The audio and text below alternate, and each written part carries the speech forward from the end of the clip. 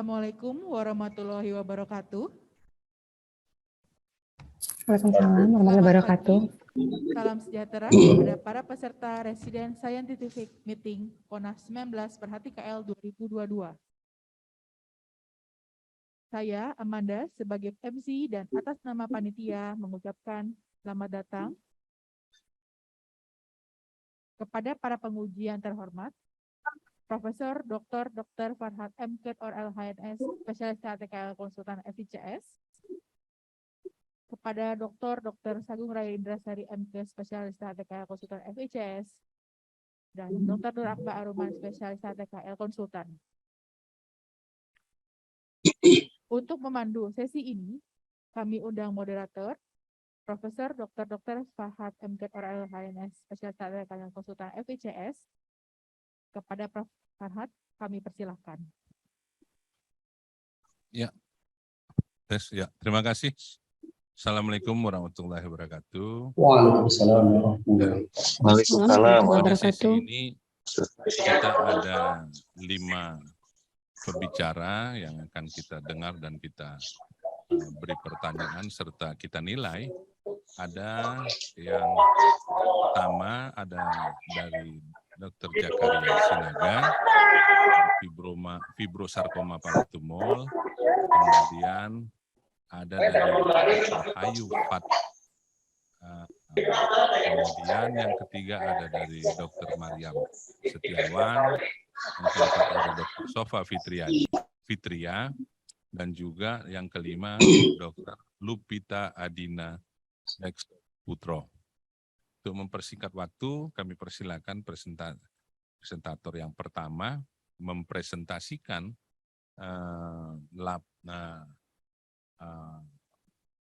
makalahnya atau laporan kasusnya untuk selama 7 menit. Kemudian nanti akan kita ikuti dengan sesi pertanyaan 3-4 menit. Dipersilakan kepada Dr. Jakaria Sinaga dengan judul Fibrosarkoma palatumol. Dipersilakan. Assalamualaikum warahmatullahi wabarakatuh. Nama saya Jakaria Sinaga, asal dari Fakultas Kedokteran Universitas Syah Kuala, Banda Aceh, Indonesia. Hari ini saya akan membawakan laporan kasus saya yang berjudul Management of Fibrosarkoma palatumol. Sebagai pendahuluan, tumor langit-langit lunak dapat diklasifikasikan menjadi jinak dan ganas. Tumor jinak sangat jarang dibandingkan jika dengan tumor ganas pada palatum. 55% kasus tumor intraoral itu terjadi di palatum, terutama di persimpangan antara palatum lurum dan palatum mol. 67% itu jinak, 37% itu ganas.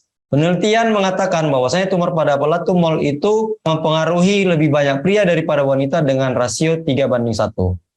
Distribusi dari keganasan sarkoma itu dari semua sarkoma, fibrosarkoma menempati 7,1%. Laporan kasus, pasien datang dengan keluhan muncul benjolan di langit-langit mulut yang dirasakan 4 bulan yang lalu. Awalnya kecil, semakin lama semakin membesar dan terasa nyeri. Pasien juga mengeluhkan suaranya serak dan menghilang sejak 3 bulan yang lalu. Pasien masih mampu menelan makanan padat namun tersedak. Sesak napas disangkal oleh pasien. Pada pemeriksaan orofaring kita dapatkan adanya massa di palatum sampai ke hipofaring, terasa lunak, kemudian permukaan licin, berbatas tegas, dan hipervaskularisasi.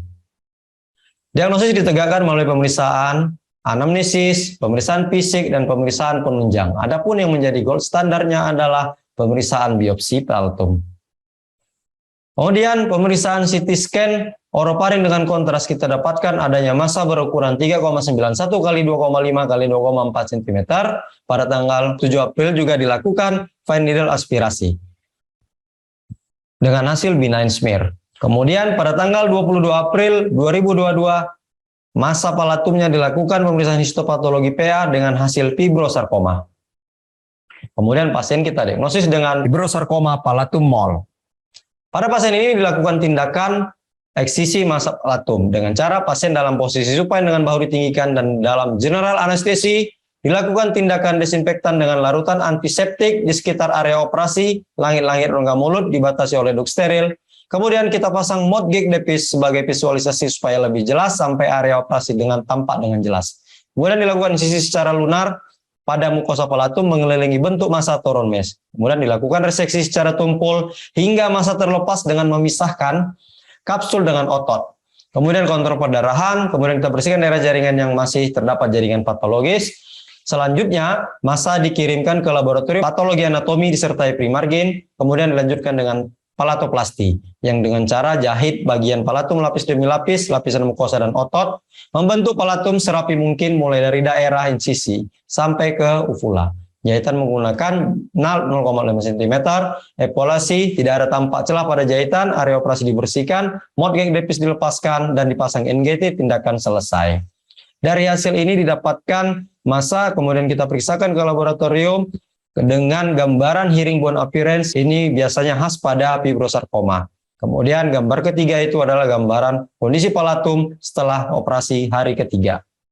Laporan kasus saya ini dengan cara mencari bahan melalui buku, jurnal, dan publikasi medis database, kemudian melalui web secara ilmiah dengan pencarian fibrosarkoma dan tumor kepala leher serta tumor palatum.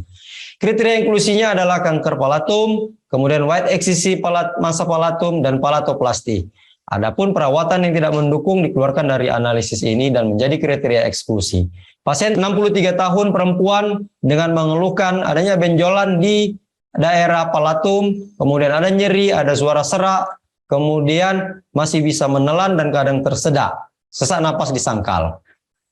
Menurut teori, tumor palatum jinak dan ganas biasanya merupakan suatu massa tanpa gejala yang kadang-kadang dikaitkan dengan rasa tidak nyaman. Tumor kelenjar ludah di palatum mulut biasanya muncul sebagai pembengkakan yang tumbuh secara lambat, berbatas tegas dengan permukaan halus dan tidak dapat digerakkan. Kadang-kadang disertai ada nyeri dan ulcerasi. Invasi tulang yang berdekatan, ekstensi perineural, dan keterlibatan sinonasal berkaitan dengan keganasan palatum.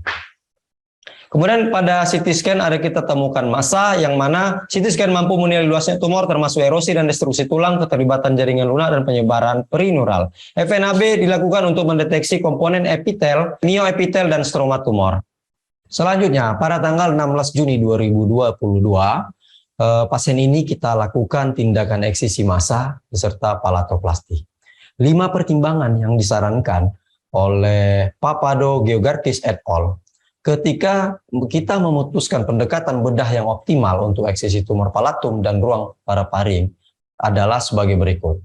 Yang pertama itu adalah ukuran tumor, yang kedua itu adalah dugaan keganasannya, yang ketiga adalah kedekatan dan proyeksi tumor ke dinding oroparingeal atau leher, yang keempat adalah vaskularitas, yang kelima adalah hubungan tumor dengan neurovaskular leher. Rekonstruksi palatum dapat kita pertimbangkan pada kasus defek palatum luas yang timbul setelah eksisi bedah pada tumor yang sangat agresif. Kesimpulan dari laporan kasus saya ini adalah seorang pasien terdiagnosa dengan fibrosarkoma palatum, kemudian sukses kita lakukan eksisi bedah tanpa adanya komplikasi. Pendekatan bedah yang diambil tergantung pada ukuran dan lokasi tumor. Pada kasus ini, defek palatum luas timbul setelah kita lakukan eksisi bedah, maka kita lakukan palatoplasti. Karena pada tumor yang sangat agresif, perlu kita lakukan penutupan defek. Dan pada pasien ini juga harus diikuti dengan radioterapi. Baik, terima kasih. Terima kasih. Assalamualaikum warahmatullahi wabarakatuh. Ya, terima kasih Dr. Jakaria Sinaga. Berikutnya kita masuk pada sesi tanya jawab. Dipersilakan pada audiens bila ada yang ingin dipertanyakan, dipersilakan.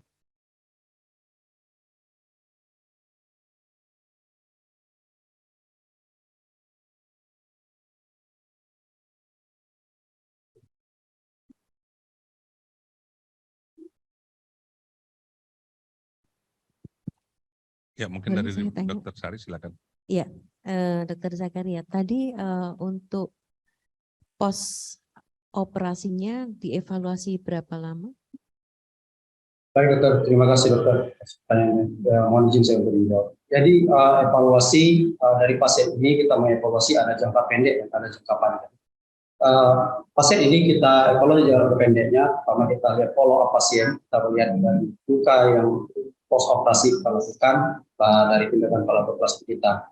Kemudian 3 hari setelah tindakan, kemudian 1 minggu setelah tindakan, kita perhatikan juga kondisi dari pasien ini. Kemudian jangka panjangnya yang kita perhatikan adalah kita lihat keberhasilan dari tindakan operasi kita. Yang dimana keberhasilan dari tindakan operasi ini yang kita harapkan adalah mampu membersihkan semua jaringan tumor sehingga akar rekarensi dari fibrosarkoma ini tidak, angka rekarensinya menjadi sedikit karena berhasil atau tidak ya suatu operasi adalah menentukan rekarensi. Jadi jangka pendeknya kita follow up 3 hari, hari ke-5 dan hari ke-7, serta jangka panjangnya sampai 3 bulan kita evaluasi dari fibrosarkoma palatum ini, dokter. Terima kasih, dokter. Iya, terima kasih. Nah, apakah Anda punya dokumentasi kondisi terakhir pasien?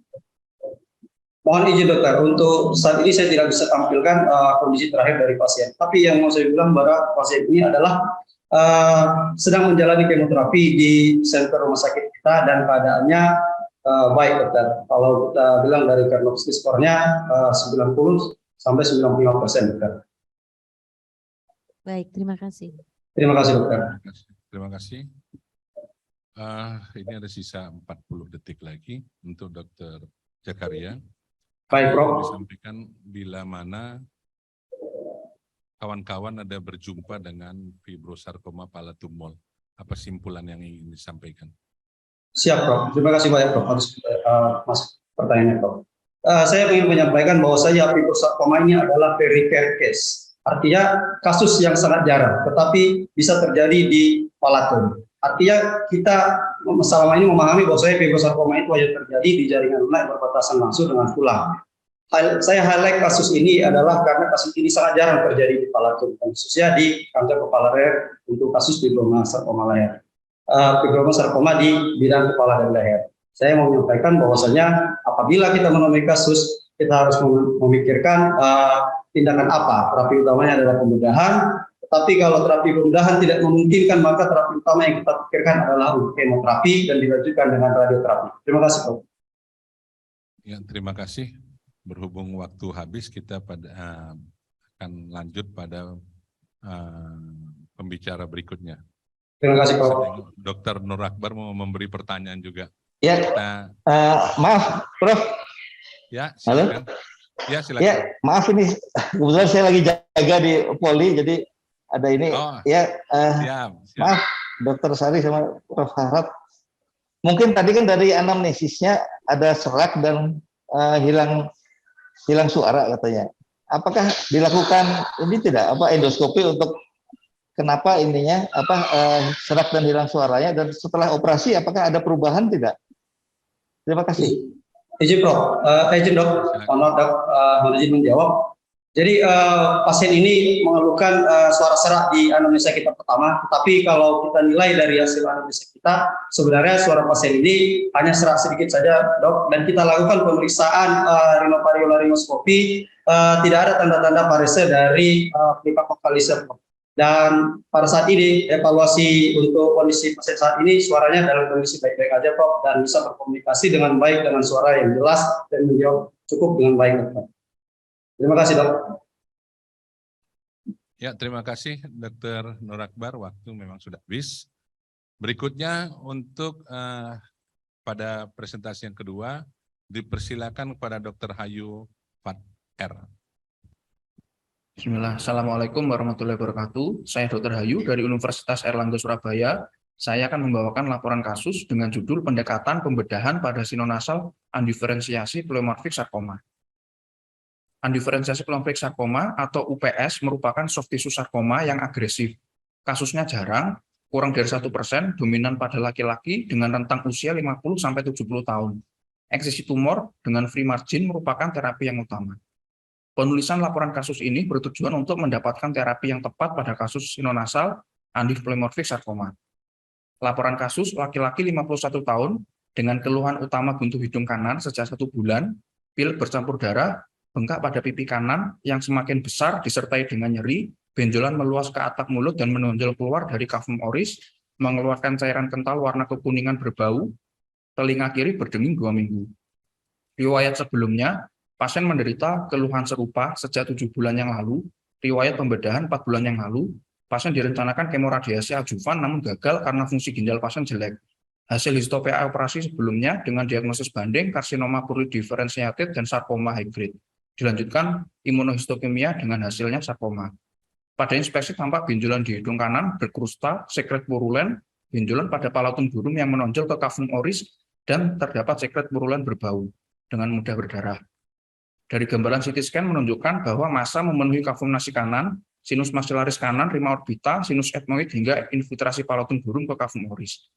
Diagnosis sarkoma sinonasal dextra RT3 N2 M0 dengan terapi masilektomi total pendekatan modified Weber-Ferguson dengan adjuvan kemoradioterapi 1 kali. Weber-Ferguson modifikasi, incisi pada ujung medial kantus, lateral rhinotomy, incisi diperpanjang sampai midline superior labia, dan incisi 3-5 mm di bawah lid. Eksplorasi tampak tumor seperti pada panah yang mengisi cavum maxilla, cavum nasi. Proses total masilektomi dan pengangkatan tumor, pemberian TCA pada tepi reseksi, dan penutupan luka operasi. Disesi leher supraomohyoid dan insesi obturator. Tampak gambaran post-operasi, kontrol 7 dan 12 hari pasca operasi dengan luka operasi baik. 7 bulan pasca operasi muncul benjolan di atap mulut, 10 bulan benjolan semakin membesar dan obturator lepas. Apa terapi yang sesuai pada sinonasal sarkoma undiploimorphic? Pencarian literatur menggunakan Cochrane, PubMed, WOS, dan ScienceDirect dengan memasukkan keyword yang sesuai dan boolean operator. Penulisan laporan kasus ini menggunakan kriteria inklusi dan kriteria eksklusi. Dari 50 literatur yang didapatkan, hanya 4 literatur yang memenuhi kriteria inklusi. 4 literatur yang masuk kriteria inklusi oleh Zhu et al., Fuiti et al., Huang et al., dan Jain et al. Pasien laki-laki 51 tahun, Ashraf dan Nepe melaporkan bahwa laki-laki lebih banyak dari wanita dengan rentang usia 50-70 tahun. Keluhan yang dialami pasien seperti buntu hidung, pilek bercampur darah, nyeri, benjolan sesuai dengan literatur oleh Zhu et al. Pada literatur, terapi pada kasus ini adalah wide surgical excision dengan clear margin, pendekatan dapat parsial atau total masilektomi dengan diseksi leher. Pada kasus ini, terapi sesuai dengan literatur. Kemoterapi adjuvan secara signifikan menurunkan kekambuhan lokoregional maupun sistemik. Radiasi adjuvan mengurangi mortalitas dan metastasis. Hasil PA menunjukkan margin tidak bersih. Literatur menjelaskan bahwa margin positif memiliki angka kekambuhan yang tinggi. Pasien mengalami kekambuhan 7 bulan pasca operasi. Angka kekambuhan pada UPS sangat tinggi dan survival rate di atas 70%. Sinonasal sarkoma tanpa metastasis jauh dengan terapi kombinasi memiliki survival rate rata-rata 46,8%. Kesimpulan, sarkoma undiploimorphic sarkoma sangat jarang. Terapi utama wide surgical excision dengan clear margin disertai kemoradioterapi adjuvan dengan tingkat kekambuhan yang tinggi. Sekian, terima kasih. Ya, terima kasih Dr. Hayu. Berikutnya mungkin kita mintakan pertanyaan dari Dr. Nur Akbar. Silakan Dr. Nur Akbar. Ya, terima kasih Prof. Memang sarkoma ini memang sangat ganas dan kalau boleh tahu kondisi pasien saat ini gimana? Mohon maaf dokter, untuk yang terakhir kali pasien sudah meninggal dokter. Ya memang kalau sarkoma memang sangat ini ya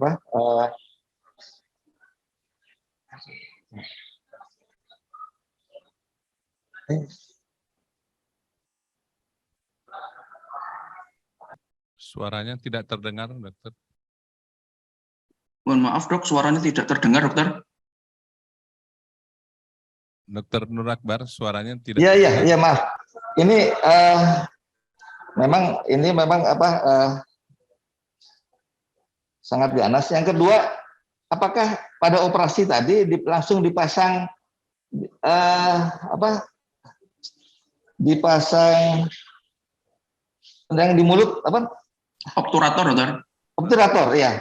Apakah langsung Ya, dipasang obturator apa palatal pack dulu? Jadi langsung Kan dipasang. ya? Beda antara obturator sama palatal pack.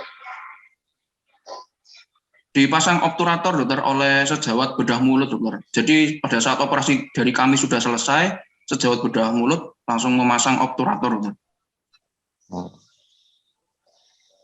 Oh, ya udah. Soalnya masalahnya kalau obturator kan dia biasanya nunggu sampai 3 bulan itu ya, karena biasanya palatal-pek dulu baru obturator. Ya, terima kasih, Prof. Terima kasih. Matur Terima nuwun, kasih dokter. Dr. Nur Akbar. Mungkin kami mintakan juga pertanyaannya dari Dr. Sagung Ray Indrasari. Silakan.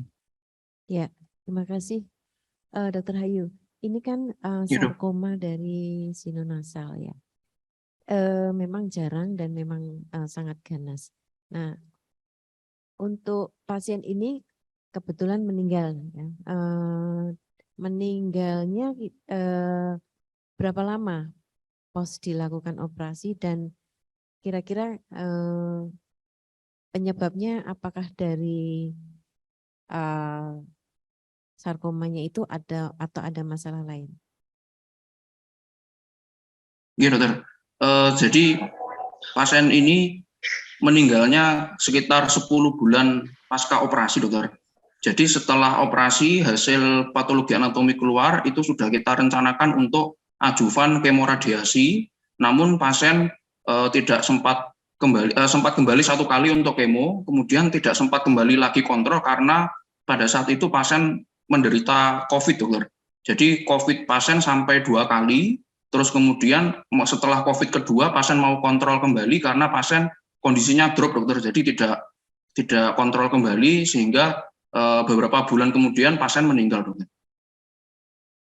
Untuk pendaftaran kemoradioterapinya, apakah baru dilakukan setelah hasil histopatologi post-op keluar atau sudah didaftarkan sebelum dilakukan operasi? Artinya sebelumnya kan tentu sudah dilakukan biopsi. Betul, Dan dokter. kita sudah punya plan bahwa post operasi harus dilanjutkan dengan kemoradiasi.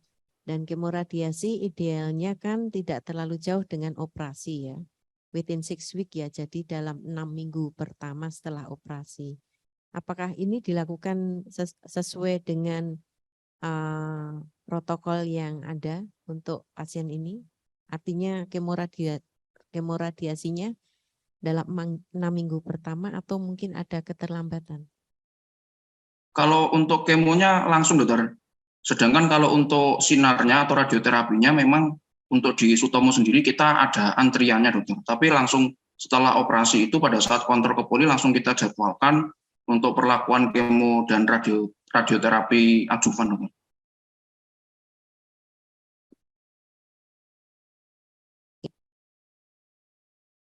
Terima kasih. Jadi pesan apa yang akan Dr. Ayu sampaikan untuk kasus ini sehubungan dengan penanganan pasien ini kan bisa dikatakan tidak sesuai dengan harapan ya. Kira-kira pesan apa dari kasus ini yang ingin Anda sampaikan?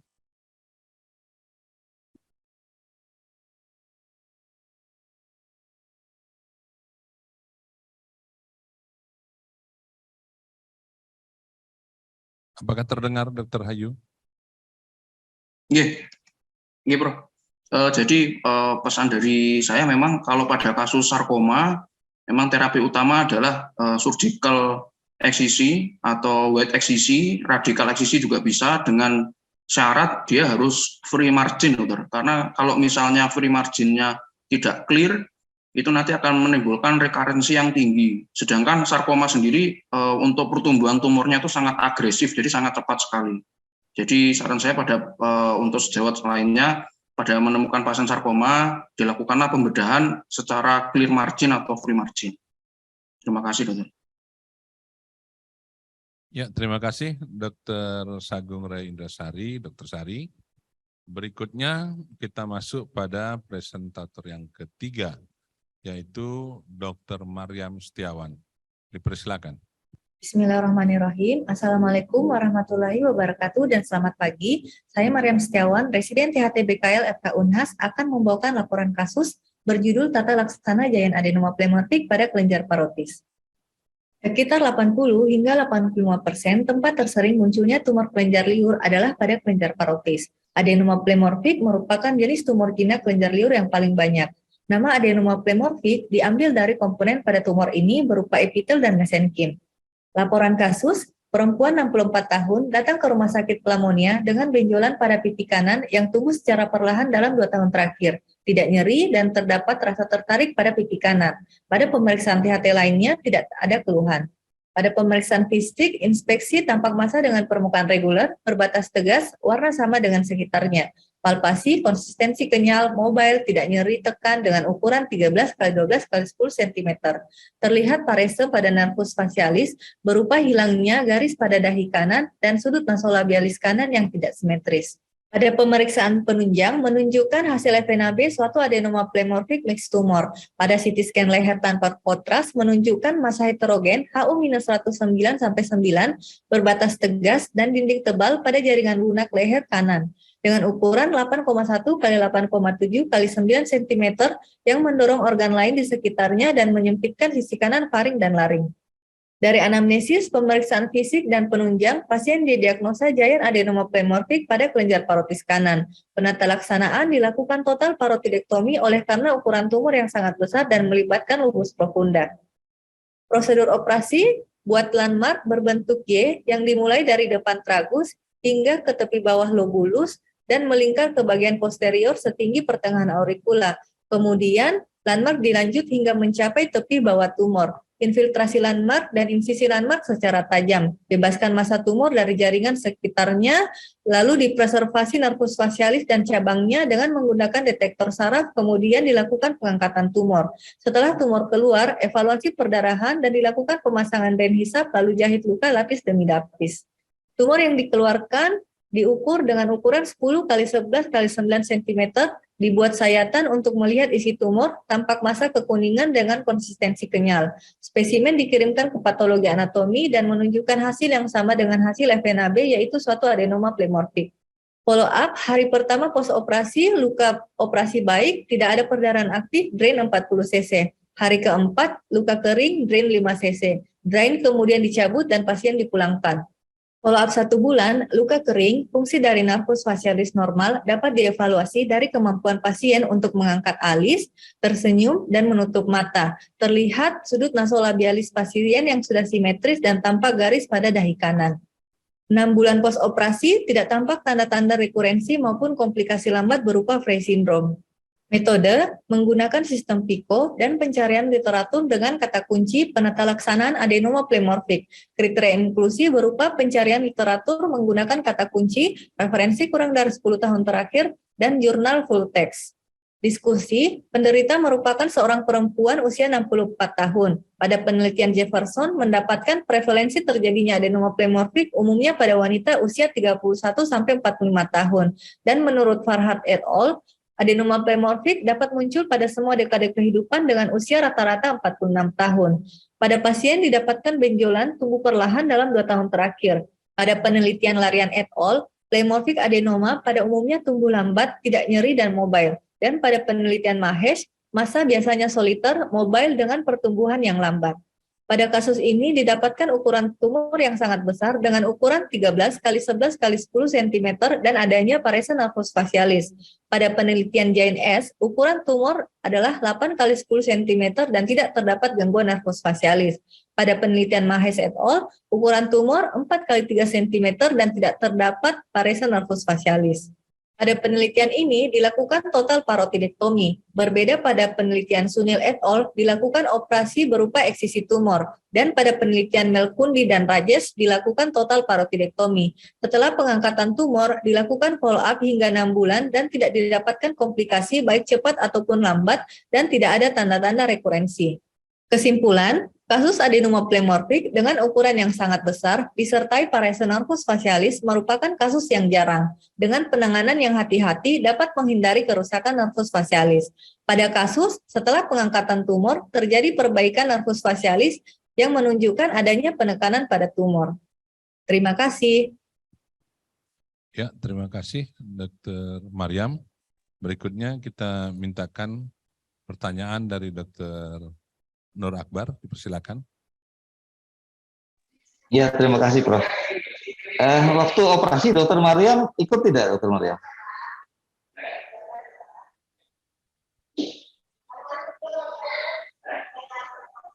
Halo? Suaranya tidak terdengar, Dr. Mariam.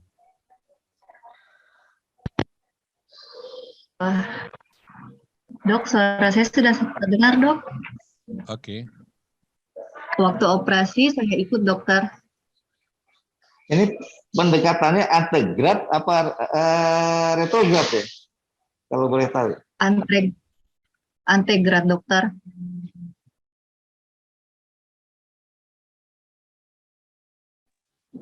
Ya memang kalau lihat tumornya memang besar sekali ya.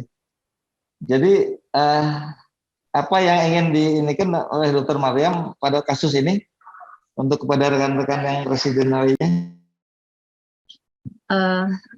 Baik, dokter. Pada kasus ini sebenarnya ukuran tumor menjadi sesuatu yang spesial pada case ini karena jarang tumor parotis dengan ukuran yang sangat besar yang datang ke dokter THT. Sebenarnya dengan penanganan yang hati-hati dan preservasi saraf, kita dapat menghindari terjadinya cedera pada nervus facialis, dokter.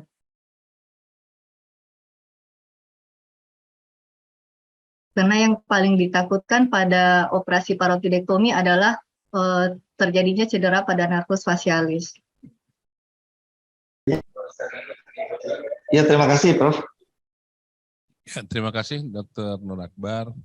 Berikutnya, Dr. Sari, dipersilakan. Ya, terima kasih. Untuk penilaian fungsi nervus facialisnya, Anda melakukannya secara komplit nggak dengan menggunakan skor objektif? Pada pasien, dokter, sebelum operasi kami menilai kemampuan dari nervus facialisnya berupa pasien diminta untuk mengangkat alis, mengenyerkan pipi, tersenyum, menutup mata, dan mencuci, dokter. Dan itu kita evaluasi kembali post-operasi, 1-4 hari post-operasi, 1 bulan post-operasi, dan 6 bulan post-operasi, dokter. Maksud saya, apakah Anda menggunakan skor yang objektif atau hanya menilai, oh tidak parese lagi, ada perbaikan, atau menggunakan skor-skor yang ada? Salah satunya misalnya House-Bregman. Anda menggunakan itu enggak? Untuk House-Bregman sendiri, dokter, pre-operasi pasien dinilai sebagai House-Bregman 2 dan post-operasi House-Bregman 1, dokter. Ya, jadi untuk penilaian itu sebaiknya tetap menggunakan skor-skor. Jadi kita tidak rancu dengan penilaian-penilaian kita yang pre-op dan post-op. Kadang-kadang kita sendiri menilainya menjadi bias. Jadi tetap menggunakan skor yang objektifnya. Terima kasih. Baik, Ya, dokter. terima kasih, Dr. Sari. Waktunya sudah habis. Berikut kita mintakan pembicara yang keempat, yaitu Dr. Sofa Fitria. Dipersilakan kepada Dr. Sofa. Assalamualaikum warahmatullahi wabarakatuh. Saya Sofa Fitria dari Universitas Syahkuala Banda Aceh akan mempresentasikan laporan kasus dengan judul Kesesuaian Hasil Histopatologi dengan Metastasis Regional pada Karsinoma Sinonasal Stadium 4. Sebagai pendahuluan, karsinoma sinonasal merupakan kasus yang jarang, di mana 1% dari keganasan di seluruh tubuh dan 3% dari keganasan kepala leher, di mana kejadian laki-laki dan perempuan adalah 2:1, paling banyak pada usia 50-70 tahun. Lokasi terbanyak terjadi pada sinus maksila sebanyak 60-80%, diikuti dengan kafum nasi sebanyak 20-30%. Kejadian metastasis regional pada karsinoma sinonasal kurang dari 5%. Meskipun jarang, pemeriksaan KGB tetap harus kita lakukan, karena pembesaran KGB merupakan faktor prognostik. Positif lymph node 7-8 kali berisiko meninggal pada pasien karsinoma sinonasal dibandingkan dengan negatif lymph node. Terdapat berbagai jenis hasil tipe histopatologi pada karsinoma sinonasal ini. Squamous cell karsinoma merupakan tipe yang paling banyak kita temukan. Selanjutnya akan kita laporkan 2 buah kasus, di mana kasus pertama seorang laki-laki usia 52 tahun tidak merokok dan bekerja sebagai tukang kayu dan buruh bangunan. Dari hasil anamnesis kita dapatkan pasien dengan keluhan hidung tersumbat sejak 2 tahun, disertai adanya bekak pada hidung, keluar sekret bercampur dengan darah. Dan adanya pembekakan pada kelopak mata kanan disertai dengan nyeri kepala dalam 3 tahun terakhir. Dari hasil pemeriksaan fisik kita dapatkan adanya pembengkakan di bagian dorsum nasi dengan ukuran 2 x 1 x 1 cm, teraba keras, tidak ada nyeri tekan dan tidak ada krepitasi. Dan pada kedua kafum nasi tampak sempit, tampak adanya massa berwarna putih kemerahan memenuhi kafum nasi dekstra. Dan pada pemeriksaan leher tidak kita temukan adanya pembesaran kelenjar getah bening.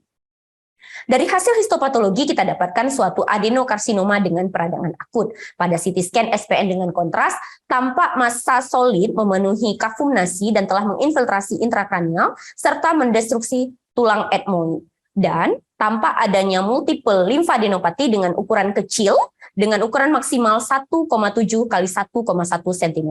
Pasien ini kita diagnosa dengan karsinoma sinonasal T4B N2CM0 atau stadium 4B dan menjalani kemoterapi. Selanjutnya untuk kasus kedua, seorang laki-laki usia 59 tahun sebagai perokok dan bekerja sebagai buruh interior. Dari hasil anamnesis didapatkan pasien mengeluhkan keluhan bengkak di hidung dan pipi kanan yang disertai dengan hidung tersumbat sejak 6 bulan terakhir. Pasien juga mengeluhkan adanya pembengkakan di bagian dagu dan leher. Serta pasien telah menjalani operasi dan kemoradiasi pada tahun 2019 tetapi tidak tuntas. Dari hasil pemeriksaan fisik, regionasal tampak adanya pembekakan di hidung dan pipi kanan dengan ukuran 6,5 x 5,3 x 2,5 cm, teraba keras, hipervaskularisasi, tidak ada nyeri tekan, dan kedua hidung tampak sempit. RG orofaring tampak palatum durum kesan mengalami destruksi.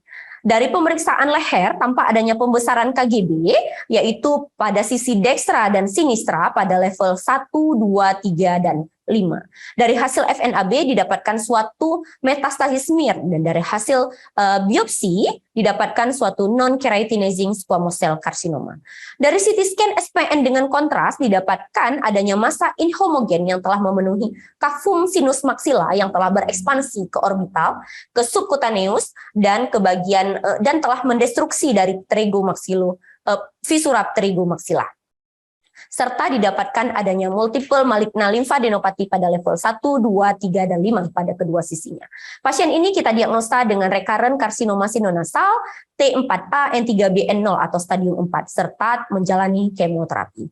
Untuk metodenya, sumber literatur berasal dari buku, jurnal, dan guideline dengan kriteria inklusi karsinoma sinonasal, lymph node, metastasis regional, dan histopatologi, serta kriteria eksklusi adalah metastasis jauh dan penanganan pembedahan. Untuk hasil, dari tabel dapat terlihat bahwa kedua pasien ini memiliki hasil histopatologi yang berbeda, di mana kasus pertama adalah adenokarsinoma, kasus kedua adalah non-keratinizing squamous cell carcinoma. Serta ditemukan tidak ditemukan adanya pembesaran KGB pada kasus pertama, tetapi pada kasus kedua kita temukan adanya metastasis regional. Untuk asal karsinoma pada kasus pertama berasal dari kafum nasi dan sinus etmoid, sedangkan pada kasus kedua berasal dari sinus maxilla dan keduanya menjalani kemoterapi. Untuk diskusi, kedua kasus ini merupakan pekerjaan yang merupakan tukang kayu, di mana secara teori pekerjaan sebagai tukang kayu di mana terpapar lebih daripada 35 tahun, 20 kali lebih berisiko terkena karsinoma sinonasal dengan relatif risknya 70%. Debu kayu kasar dominan mengalami suatu adenokarsinoma secara histopatologi dan debu kayu halus mengalami suatu squamous cell carcinoma. Dari kasus pertama, secara klinis tidak kita temukan adanya pembesaran KGB, tetapi ditemukan secara radiologi. Pada kasus kedua, baik secara klinis maupun radiologi ditemukan adanya pembesaran KGB, serta pada FNAB didapatkan adanya malignant smear dengan metastasis karsinoma. Berdasarkan teori, regional metastasis yang terjadi sekitar 3-33% yang dipengaruhi oleh beberapa faktor. Antara lain hasil histopatologi, ukuran tumor, invasi ke jaringan sekitar, transgresi dari tulang, serta penanganan awal. Kedua pasien ini memiliki hasil histopatologi yang berbeda. Kasus pertama adenokarsinoma dan kasus kedua merupakan non-keratinizing squamous cell carcinoma. Di mana berdasarkan teori hampir semua adenokarsinoma berlokasi dari olfactory growth dan etmoid, sedangkan suatu non-keratinizing squamous cell carcinoma dominan berada pada kafum nasi dan sinus maxilla. Berdasarkan jenis histopatologi, Pasien karsinoma sinonasal dengan jenis esthesioneuroblastoma merupakan yang paling banyak mengalami metastasis regional sebanyak 37%, diikuti dengan squamous cell karsinoma sebanyak 20% dan adenokarsinoma sebanyak 7,4%. Tipe SCC merupakan tipe grup yang beresiko lebih tinggi mengalami insidensi metastasis regional kontralateral. Dan untuk kesimpulan pada laporan kasus ini terdapat perbedaan hasil metastasis regional yang disebabkan oleh karena tipe hasil histopatologi, invasi ke struktur jaringan sekitar, dan penanganan awal. Pasien karsinoma sinonasal dengan tipe squamous cell karsinoma lebih beresiko mengalami metastasis regional dibandingkan dengan suatu adenokarsinoma. Terima kasih. Assalamualaikum warahmatullahi wabarakatuh. Waalaikumsalam warahmatullahi wabarakatuh. Terima kasih Dr. Sofa atas presentasinya. Dimintakan kepada Dr. Nur Akbar untuk dapat memberikan pertanyaan. Iya, terima kasih. Ini saya mau bertanya, apa maksudnya ada kasusnya ada pemeriksaan soft tissue leher, itu untuk apa ya? Baik dokter, izin saya menjawab. Untuk kasus pada pasien kedua, memang kita lakukan pemeriksaan soft tissue leher. Jadi pada saat itu, pasien kasus kedua ini selain memiliki karsinoma sinonasal juga memiliki pembesaran KGB yang besar pada level 2, 3, dan 5. Jadi kita melihat apakah ada curiga penyempitan jalan nafas di sana. Tetapi pada hasil soft tissue coli tidak kita temukan adanya penyempitan jalan nafas, dokter. Dan pada pasien ini dari secara klinis pada pemeriksaan orofaring sedikit agak sulit kita melihat pada bagian orofaringnya, dok, karena palatumnya mengalami destruksi, kemudian ada sedikit bombard. Jadi kita curiga apakah ada penyempitan jalan nafas di sana. Tapi dari hasil pemeriksaan baik klinis maupun radiologis, alhamdulillah aman, tidak kita temukan adanya penyempitan jalan nafas, dokter. Kalau dari anamnesis atau pemeriksaan fisik itu ada tidak ke arah penyempitan jalan nafas? Untuk dari pemeriksaan fisik, penyempitan jalan nafas memang kita tidak temukan. Dari anamnesis pasien memang mengeluhkan adanya sumbatan hidung. Dari pemeriksaan fisik kedua kafum nasinya memang tampak sempit. Kemudian dari orofaring sedikit sulit kita nilai untuk bagian belakang. Tetapi tidak ditemukan adanya tanda-tanda osna di sana, dokter. Tidak ada retraksi, tidak ada tidak kita temukan adanya retraksi, baik retraksi supraklavikular, interkostal, arah kepada osna atau obstruksi jalan nafas atas tidak kita temukan, dokter.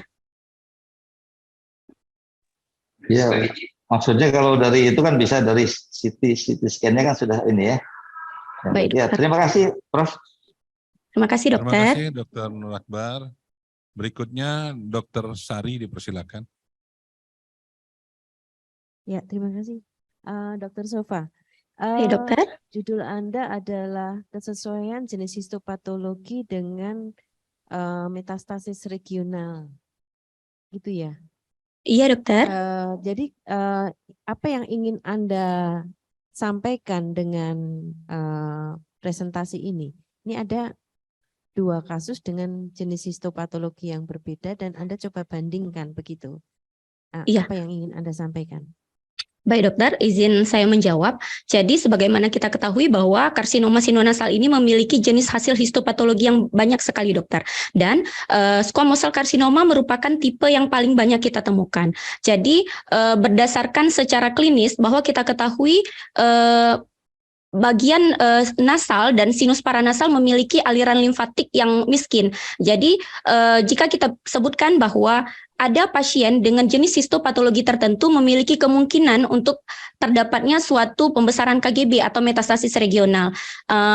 Karena oleh sebab itu, maka saya mengangkat 2 kasus ini, terdapat 2 jenis hasil histopatologi berbeda, yang mana kita buktikan bahwa dari hasil pemeriksaan, baik secara fisik, kemudian dari hasil penunjangnya, dari hasil histopatologi, kita temukan memang kesesuaian, dokter, dengan literatur yang menyatakan bahwa hasil tipe metastasis regional itu sangat ditentukan oleh jenis hasil histopatologi, dok. Baik. Kalau misalnya ada 2 pasien yang dengan jenis histopatologi yang sama, apakah kejadian metastasisnya masih sama? Untuk pasien ya dok, izin menjawab Ya. dokter. Ya, Untuk silakan. pasien dengan jenis hasil histopatologi yang sama, untuk memiliki kemungkinan terjadinya metastasis regional masih bisa dokter.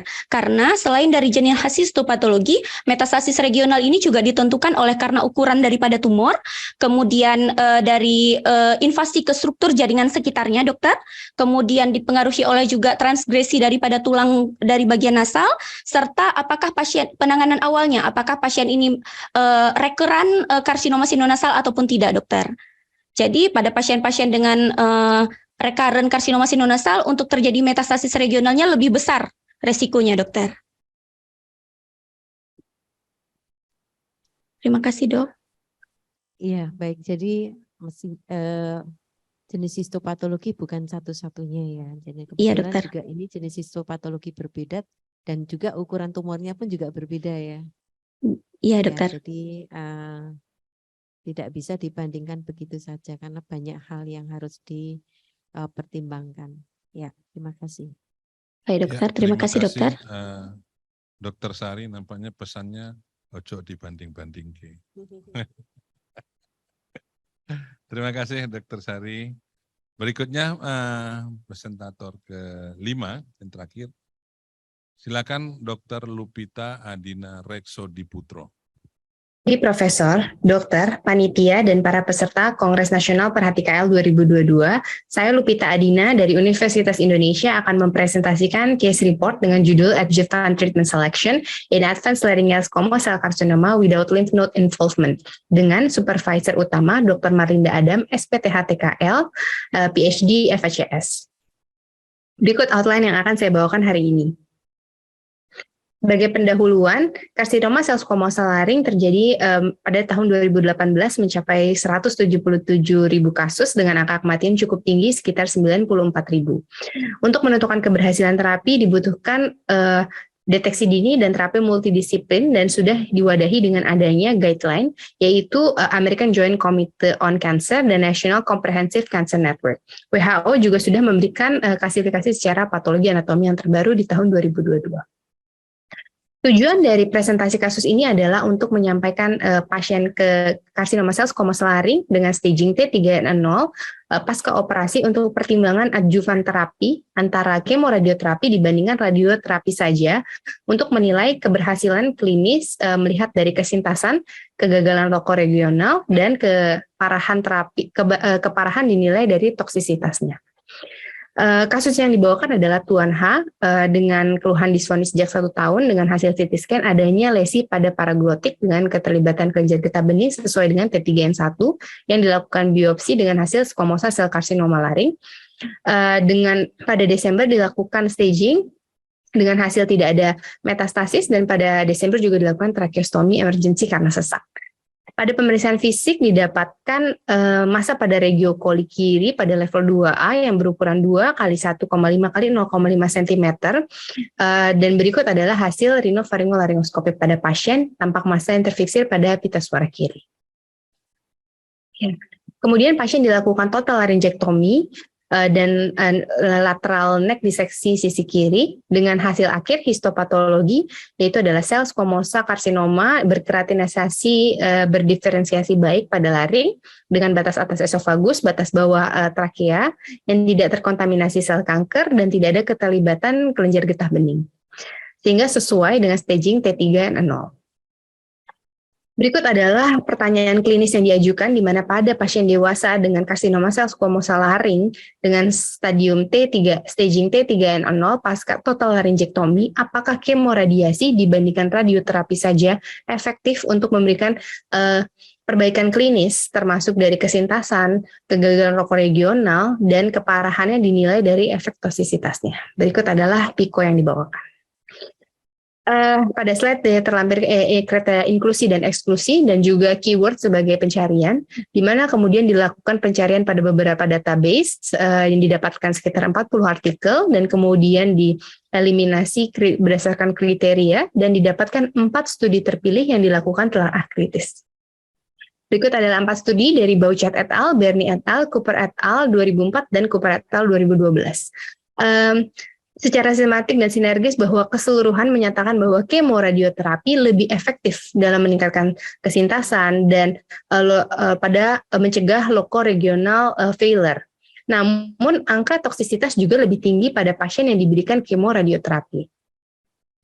Berikut adalah hasil tabel telah kritis berdasarkan lembar Center of Evidence-Based Medicine Oxford, di mana keempat jurnal mendapatkan nilai validitas yang baik, dan pada nilai importansi 3 dari 4 memiliki number needed to treat yang lebih tinggi pada pasien kemoradioterapi dibandingkan radioterapi saja. Namun pada applicability disimpulkan bahwa tidak sesuai atau tidak applicable pada pasien.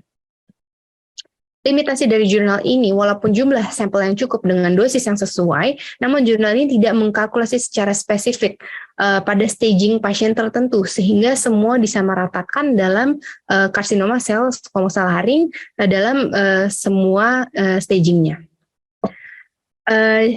Masuk dalam bagian diskusi, di mana jika dibuat selaras dalam kesintasan 5 tahun, ketiga jurnal ini yang membahas kesintasan 5 tahun konsisten lebih tinggi angka kesintasannya pada pasien yang diberikan kemoradioterapi dibandingkan radioterapi saja, yang kemudian didukung pada 2 studi tersebut di mana radioterapi memiliki angka kekambuhan yang lebih tinggi. Ini sesuai dengan teori di mana kombinasi dari pemberian cisplatin ini memiliki efek chemosensitizer, yaitu mengoptimalkan efek dari radioterapi. Namun hal yang perlu dipertimbangkan seperti pada Cooper 2004 menyatakan efek toksisitas dari kemoradioterapi dapat mencapai 77% seperti memiliki efek samping gagak ginjal, subcutaneous fibrosis, dan mandibular radionekrosis. Sehingga kembali ke pertanyaan, apakah kemoradioterapi dibandingkan dengan radiasi saja efektif dalam perbaikan klinis dengan pasien KSS laring? Nah, sehingga beberapa adverse feature perlu dipertimbangkan untuk penentuan terapi. Ya, pada NCCN sendiri sudah melampirkan adverse feature yang dianggap penting, namun tidak terlepas dari itu penting juga mempertimbangkan jurnal-jurnal lain di mana lokasi juga menyesuaikan seperti supraglotik atau subglotik yang memiliki peluang spread secara penyebaran secara hematogen dan limfogen. Dan kemudian hasil patologi anatomi seperti diferensiasi buruk memiliki efek resiko yang lebih tinggi untuk metastasis.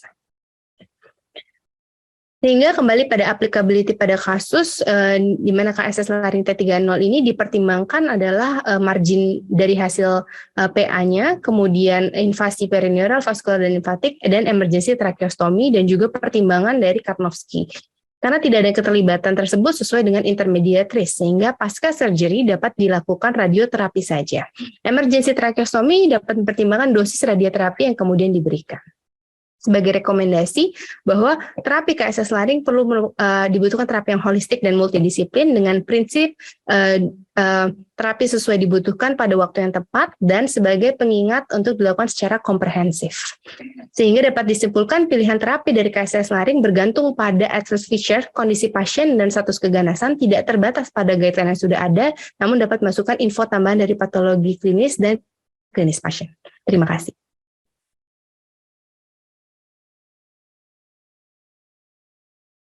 Ya, terima kasih, Dr. Lupita. Berikutnya kami harapkan pertanyaan dari Dr. Nur Akbar. Silakan. Ya, terima kasih, Prof. Yang mau saya tanyakan pertama, dari tracheostomy sampai operasi total laringektomi dengan neck dissection, berapa lama ya, Dr. Lupita?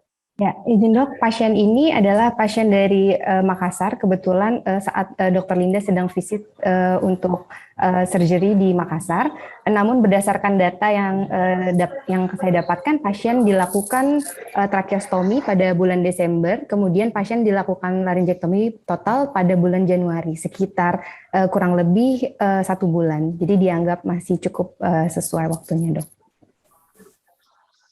Terus neck dissection-nya tadi kan lateral neck dissection. Apa ininya ya? Neck dissection-nya. Iya dok, neck dissection sisi kiri pada level 2, 3, dan 4 dok. Dengan hasilnya tidak ada keterlibatan KGB, jadi hasilnya bersih. Terus pada pasien ini apakah dikasih kemoradiasi apa radiasi saja katanya? Baik dok, kebetulan sesuai dengan literatur yang dikaji juga pada pasien hanya dilakukan radioterapi saja dok. Saat ini pasien sudah selesai radioterapi, sedang melakukan evaluasi ulang, MRI ulang pasca terapinya dok. Ya terima kasih Prof. Ya, terima kasih Dr. Nur Akbar. Berikutnya kepada Dr. Sari dipersilakan. Ya, terima kasih Dokter Lupita. Saya mau tanya. Jadi ini adalah CA laring dengan N0 yang kemudian dilakukan total laringektomi dan neck disseksi. Kemudian yang menjadi pertanyaan, apakah masih diperlukan adjuvan kemoradioterapi begitu ya? Iya dok. Yang dibandingkan kemoradioterapi dengan radioterapi saja atau kemoradioterapi dibandingkan tanpa kemoradioterapi? Yang dibandingkan yang mana? Izin dok, yang dibandingkan adalah kemoradioterapi dibandingkan dengan radioterapi saja dok.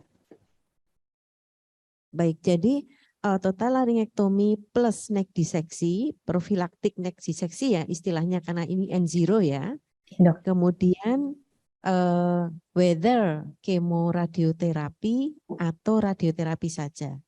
Gitu ya. Jadi kesimpulannya apa? Baik, dari dok. hasil searching Anda? Ya, baik dok, terima kasih atas pertanyaannya. Jadi disimpulkannya adalah setelah dilakukannya surgery, penting sekali adanya pertimbangan adverse feature dari hasil histopatologinya pada pasien. Jika adanya seperti positif margin atau close margin, kemudian ada keterlibatan kelenjar getah bening, itu dapat dipertimbangkan adanya dilakukan kemoradiasi. Namun setelah itu juga perlu pertimbangan klinis pasien, di mana Karnofsky-nya juga harus cukup baik, di atas 70 dengan hasil laboratorium yang juga mencukupi. Misalkan adanya batas leukosit 3.500, kemudian batas ureum kreatinin, sehingga beberapa pertimbangan pemilihan dari kemoradiasi dan radiasi saja dok. Pada pasien ini karena tidak didapatkan adverse feature yang dianggap penting yaitu seperti pasien sudah free margin, kemudian tidak ada keterlibatan KGB-nya, sehingga dipilih radioterapi saja dok. Ya, jadi meskipun pada hasil neck disseksi profilaktik itu secara histopatologi tidak didapatkan keterlibatan limfonodi, tetap berlanjut dengan radioterapi saja. Ya, betul dok. Oke. Mungkin apakah pernah juga searching dengan neck disseksi profilaktik di mana hasil histopatologinya tidak terdapat keterlibatan limfonodi, kemudian udah kita hentikan sampai di situ, tidak ada tambahan radioterapi.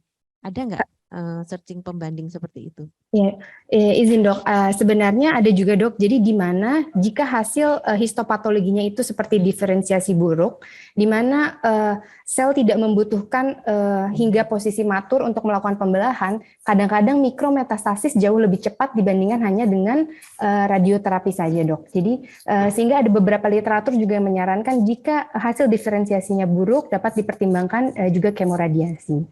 Seperti itu dok.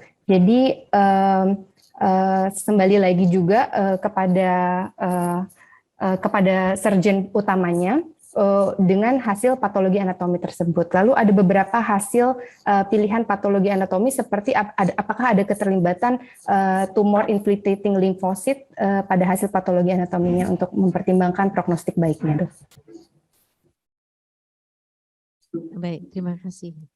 Ya, terima kasih Dr. Sari. Terima kasih karena waktunya pun sudah habis. Terima kasih pada Dr. Lupita. Kami juga mengucapkan terima kasih kepada Dr. Nur Akbar Aruman, spesialis THTKL konsultan, dan Dr. Sagung Reis Indrasari, spesialis THTKL konsultan. Kita tutup pertemuan ini. Terima kasih. Wabillahi taufiq wal hidayah. Assalamualaikum warahmatullahi wabarakatuh. Waalaikumsalam. Assalamualaikum warahmatullahi wabarakatuh.